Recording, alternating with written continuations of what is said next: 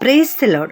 Greetings to you all in the name of our Lord and Savior Jesus Christ. Today's Bible verse, the book of Isaiah chapter 66 verse 13. I will comfort you in Jerusalem as a mother comforts her child. ಯೆಶಾಯನ ಪ್ರವಾದನೆಯ ಗ್ರಂಥ 66ನೇ ಅಧ್ಯಾಯ 13ನೇ ವಚನ.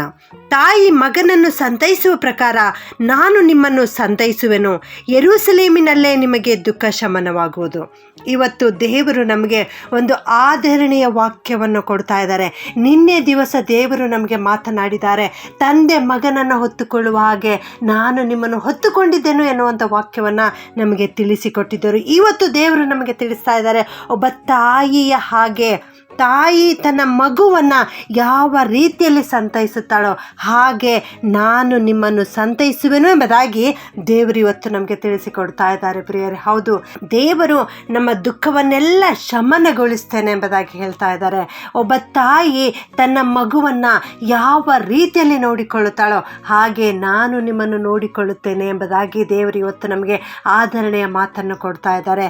ಈ ಲೋಕದ ತಾಯಿ ತನ್ನ ಮಗನಿಗಾಗಿ, ತನ್ನ ಮಗಳಿಗಾಗಿ, ತನ್ನ ಮಗುವಿಗಾಗಿ ಅದು ಅಳುತ್ತಾ ಇರುವುದಾದರೆ ತನ್ನ ಊಟ, ಆರಾಮದ ಜೀವನ ಎಲ್ಲವನ್ನೂ ಮರೆತು ಹೋಗಿ ಆ ಮಗುವನ್ನು ಸಂತೈಸುತ್ತಾಳೆ, ಆ ಮಗುವನ್ನು ಎತ್ತಿಕೊಳ್ಳುತ್ತಾಳೆ. ಆ ಮಗು ಅನಾರೋಗ್ಯದಲ್ಲಿತ್ತಂದರೆ ರಾತ್ರಿ ಎಲ್ಲ ಎಚ್ಚರವಾಗಿದ್ದುಕೊಂಡು ಮಗುವನ್ನು ಎತ್ತುಕೊಂಡೇ ಕೂತುಕೊಳ್ಳುತ್ತಾಳೆ.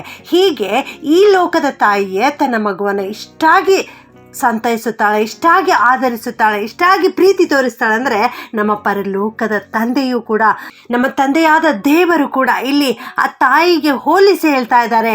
ಈ ಲೋಕದ ತಾಯಿ ತನ್ನ ಮಗುವಿಗೆ ಯಾವ ರೀತಿ ಸಂತೈಸುತ್ತಾಳೋ ಹಾಗೆ ನಾನು ನಿಮ್ಮನ್ನು ಸಂತೈಸುವೆನೆಂಬುದಾಗಿ ದೇವರು ಹೇಳ್ತಾ ಇದ್ದಾರೆ. ಹೌದು, ಇಲ್ಲಿ ತಾಯಿಯ ಪ್ರೀತಿ ಗೊತ್ತಾಗ್ತಾ ಇದೆ. ನಮ್ಮ ದೇವರ ಆಳವಾದ ಪ್ರೀತಿ ನಮಗೆ ಗೊತ್ತಾಗ್ತಾ ಇದೆ. ಹೌದು, ದೇವರು ನಮ್ಮೆಲ್ಲರನ್ನ ತನ್ನ ಮಕ್ಕಳನ್ನಾಗಿ ಮಾಡಿಕೊಂಡಿದ್ದಾರೆ, ನಮ್ಮೆಲ್ಲರನ್ನ ಬಹು ಪ್ರೀತಿಸುತ್ತಾರೆ. ನಮಗಾಗಿಯೇ ಈ ಲೋಕಕ್ಕೆ ಇಳಿದು ಬಂದಿದ್ದಾರೆ, ನಮಗಾಗಿಯೇ ಶಿಲ್ಬೆ ಮೇಲೆ ತನ್ನ ಪ್ರಾಣವನ್ನು ಅರ್ಪಿಸಿದ್ದಾರೆ, ನಮ್ಮನ್ನು ಬಹಳವಾಗಿ ಪ್ರೀತಿಸುತ್ತಾರೆ. ಪ್ರಿಯರೇ, ಯೆಶಾಯ 51:12ನೇ ವಾಕ್ಯ ಈ ರೀತಿ ಹೇಳ್ತದೆ, ನಾನೇ ನಿನ್ನನ್ನು ಸಂತೈಸುವವನಾಗಿರುವಲ್ಲಿ ಮರ್ತ್ಯ ಮನುಷ್ಯನಿಗೆ, ಹುಲ್ಲಿನ ಗತಿಗೆ ಬರುವ ನರಜನ್ಮದವನಿಗೆ ಭಯಪಡುವ ನೀನು ಎಂಥವನು ಎಂಬುದಾಗಿ ಅಲ್ಲಿ ದೇವರು ನಮಗೆ ಪ್ರಶ್ನೆ ಮಾಡ್ತಾ ಇದ್ದಾರೆ. ಇಲ್ಲಿ ದೇವರು ನಮಗೆ ಅಭಯವಚನವನ್ನು ಕೊಡ್ತಾ ಇದ್ದಾರೆ. ನಾನೇ ಎಂಬುದಾಗಿ 2 ಸಾರಿ ಅಲ್ಲಿ ಹೇಳ್ತಾ ಇದ್ದಾರೆ, ನಾನೇ ನಿಮಗೆ ಸಂತೈಸುತ್ತೇನೆ ಎಂಬುದಾಗಿ. ಈ ರೀತಿ ದೇವರು ನಮ್ಮ ಜೊತೆಗೆ ಇದ್ದುಕೊಂಡು ನಮ್ಮನ್ನು ಸಂತೈಸ್ತೇನೆ ಎಂಬುದಾಗಿ ಹೇಳುತ್ತಿರುವಾಗಲೂ ಕೂಡ ಮನುಷ್ಯರನ್ನು ನಂಬುವಂಥವರಾಗಿದ್ದೇವೆ, ಮನುಷ್ಯರ ಮೇಲೆ ಭರವಸೆ ಇಡುವಂಥವರಾಗಿದ್ದೇವೆ. ನರಮನುಷ್ಯನು ಸತ್ತು ಹೋಗುತ್ತಾನೆ, ಅಂಥವನು ನಮಗೆ ಪ್ರಮಾಣ ಮಾಡಿರ್ಬೋದು, ಅಭಯವಚನ ಕೊಟ್ಟಿರ್ಬೋದು, ನಮಗೆ ಸಹಾಯ ಮಾಡ್ತೇನೆ ಎಂಬುದಾಗಿ ಹೇಳಿರ್ಬೋದು. ಆದರೆ ಅಂಥ ಮನುಷ್ಯನು ಜೀವಂತವಾಗಿರಲಿಕ್ಕೆ ಸಾಧ್ಯವಿಲ್ಲ. ಅವನ ಉಸಿರು ಹೋಗಲು ಮಣ್ಣಿಗೆ ಸೇರುತ್ತಾನೆ, ಅವನ ಸಂಕಲ್ಪಗಳೆಲ್ಲ ಅದೇ ದಿನದಲ್ಲಿ ಹಾಳಾಗುತ್ತವೆ.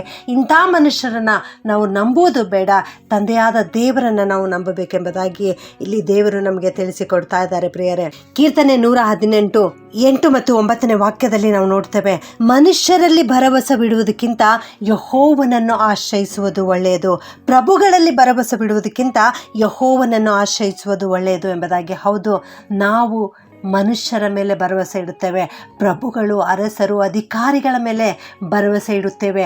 ಆದರೆ ಇಲ್ಲಿ ದೇವರು ಹೇಳ್ತಾ ಇದ್ದಾರೆ, ಆ ರೀತಿ ನೀನು ಮನುಷ್ಯರ ಮೇಲೆ, ಪ್ರಭುಗಳ ಮೇಲೆ ಭರವಸೆ ಇಡುವುದಕ್ಕಿಂತ ಯೆಹೋವ ದೇವರಲ್ಲಿ ನೀನು ಭರವಸೆ ಇಡುವುದು ಒಳ್ಳೆಯದು ಎಂಬುದಾಗಿ ದೇವರು ನಮಗೆ ತಿಳಿಸಿಕೊಡ್ತಾ ಇದ್ದಾರೆ. ಹೌದು ನನ್ನ ಪ್ರಿಯ ದೇವಜನರೇ, ನಮ್ಮ ಕಷ್ಟದ ಸಂದರ್ಭದಲ್ಲಿಯೂ, ನಮ್ಮ ಕಣ್ಣೀರಿನಲ್ಲಿಯೂ, ನಮ್ಮ ಅನಾರೋಗ್ಯದಲ್ಲಿಯೂ ನಾವು ಮನುಷ್ಯರ ಸಹಾಯವನ್ನು ಯಾಚಿಸದೆ ಕರ್ತನ ಸಹಾಯವನ್ನೇ ಯಾಚಿಸೋಣ, ಕರ್ತನಿಗೇ ದೃಷ್ಟಿಸೋಣ. ತಾಯಿ ಮಗುವನ್ನು ಸಂತೈಸುವ ಹಾಗೆ ದೇವರು ನಮ್ಮನ್ನು ಸಂತೈಸಿ ನಮಗೆ ಆದರಣೆ ಕೊಡ್ತಾರೆ. ಪ್ರಾರ್ಥನೆ ಮಾಡಿಕೊಳ್ಳೋಣ. ಪ್ರೀತಿಯ ಪರಲೋಕದ ತಂದೆಯಾದ ದೇವರೇ, ನಿಮಗೆ ಸ್ತೋತ್ರ ಉಂಟಾಗಲಿ. ಕರ್ತನೆ, ತಾಯಿ ಮಗುವನ್ನು ಸಂತೈಸುವ ರೀತಿಯಲ್ಲಿ ನಾನು ನಿಮ್ಮನ್ನು ಸಂತೈಸುತ್ತೇನೆ ಎನ್ನುವಂತಹ ಅಭಯವಚನವನ್ನು, ಆದರಣೆಯ ಮಾತನ್ನು ಇವತ್ತು ನಮಗೆ ಕಲಿಸಿಕೊಟ್ಟಿದ್ದೀರ ದೇವ. ನಿಮ್ಮನ್ನು ಕೊಂಡಾಡುತ್ತೇವೆ ಕರ್ತನೆ. ಹೌದು ಸ್ವಾಮಿ, ನೀನು ಪ್ರೀತಿ ಸ್ವರೂಪನು, ನಿನ್ನ ಪ್ರೀತಿ ಆಳವಾದುದು. ನೀನು ಮಾನವರೆಲ್ಲರನ್ನ ಪ್ರೀತಿಸಿ ನಮಗಾಗಿಯೇ ಪ್ರಾಣವನ್ನು ಅರ್ಪಿಸಿದ್ದೇವ. ನಿನಗೆ ಕೊಂಡಾಡ್ತೇವೆ ಸ್ವಾಮಿ. ಈ ವಾಕ್ಯ ಕೇಳಿಸಿಕೊಳ್ಳುತ್ತಿರುವ ಪ್ರತಿಯೊಬ್ಬೊಬ್ಬರನ್ನು ಆಶೀರ್ವದಿಸು ಕರ್ತನೆ. ಅವರೆಲ್ಲರ ಜೀವಿತ ಜೀವಿತದಲ್ಲಿಯೂ ಕೂಡ ನೀನೇ ಅವರಿಗೆ ತಾಯಿಯಾಗಿದ್ದುಕೊಂಡು ನಡೆಸು ಸ್ವಾಮಿ. ಅಪ್ಪ, ನಾವು ಯಾರು ಮನುಷ್ಯರ ಮೇಲೆ ಭರವಸೆ ಇಡದೆ, ಪ್ರಭುಗಳ ಮೇಲೆ ಭರವಸೆ ಇಡದೆ, ದೇವ ನಿನ್ನ ಮೇಲೆಯೇ ಭರವಸೆ ಇಟ್ಟು ಜೀವಿಸಲಿಕ್ಕಾಗುವಂತೆ ಕೃಪೆ ಮಾಡು ಕರ್ತನೆ. ವಿಶೇಷವಾಗಿ ಚಿಕ್ಕ ಮಕ್ಕಳಿಗಾಗಿ ನಿನ್ನ ಹತ್ತಿರ ಬಂದು ಪ್ರಾರ್ಥನೆ ಮಾಡ್ತೇವೆ ಸ್ವಾಮಿ. ಈ ಲೋಕದಲ್ಲಿರುವ ಎಲ್ಲ ಚಿಕ್ಕ ಮಕ್ಕಳನ್ನು ವಿಶೇಷವಾಗಿ ಆಶೀರ್ವದಿಸು ಕರ್ತನೆ. ನೀನು ಈ ಲೋಕದಲ್ಲಿರುವಾಗ ಚಿಕ್ಕ ಮಕ್ಕಳನ್ನು ಕನಿಕರಿಸಿ ಹತ್ತಿರಕ್ಕೆ ಕರೆದು ಅವುಗಳನ್ನು ಅಪ್ಪಿಕೊಂಡು ಆಶೀರ್ವದಿಸಿದ್ದೇವಾ, ಅದಕ್ಕಾಗಿ ಸ್ತೋತ್ರ. ಎಲ್ಲ ಪ್ರಿಯ ಮಕ್ಕಳನ್ನು ವಿಶೇಷವಾಗಿ ಇವತ್ತು ನಿನ್ನ ಪಾದದ ಸನ್ನಿಧಾನದಲ್ಲಿ ತರುತ್ತೇನಪ್ಪ.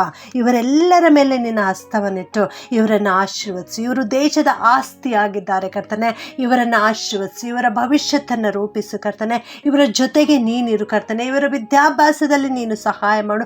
ಇವರಿಗೆ ದೈಹಿಕ ಆರೋಗ್ಯವನ್ನು ಕೊಟ್ಟು ದಯಪಾಲಿಸು ಯೇಸುವೆ. ನೀನು ಈ ಲೋಕದಲ್ಲಿರುವಾಗ ಮನುಷ್ಯರ ಮತ್ತು ದೇವರ ದಯ ನಿನ್ನ ಮೇಲೆ ಹೆಚ್ಚಾಗುತ್ತಾ ಬಂತು ಕರ್ತನೆ. ಯೇಸುವೆ, ನೀನು ಜ್ಞಾನ ಬಲದಲ್ಲಿಯೂ ದೇಹ ಬಲದಲ್ಲಿಯೂ ವೃದ್ಧಿಯಾಗುತ್ತಾ ಬಂದ ಹಾಗೆ ಎಲ್ಲ ಚಿಕ್ಕ ಮಕ್ಕಳನ್ನು ಕೂಡ ದೇಹ ಬಲದಲ್ಲಿ ಜ್ಞಾನ ಬಲದಲ್ಲಿ ವೃದ್ಧಿಯಾಗಲಿಕ್ಕೆ ಕೃಪೆ ಮಾಡು ಸ್ವಾಮಿ. ಇವರ ಜೊತೆಗೆ ನೀನಿದ್ದು ಇವರ ಭವಿಷ್ಯತನ್ನು ರೂಪಿಸಬೇಕಾಗಿ ಎಲ್ಲ ಪ್ರಾರ್ಥನೆ ವಿಜ್ಞಾಪನೆಗಳನ್ನು ಯೇಸುವಿನ ನಾಮದಲ್ಲಿ ಪ್ರಾರ್ಥಿಸಿ ಬೇಡುತ್ತೇನೆ ತಂದೆಯೇ.